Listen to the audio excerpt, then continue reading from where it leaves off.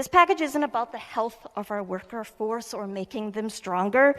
This is about shaming Wisconsinites who receive benefits. It's about attacking and preventing disadvantaged, mostly black and brown folks, from accessing benefits altogether. This bill will help the legislator get to the bottom of the scope of how much exactly unemployment insurance fraud has occurred under this governor's watch, and what he did or what he did not do to address this important issue.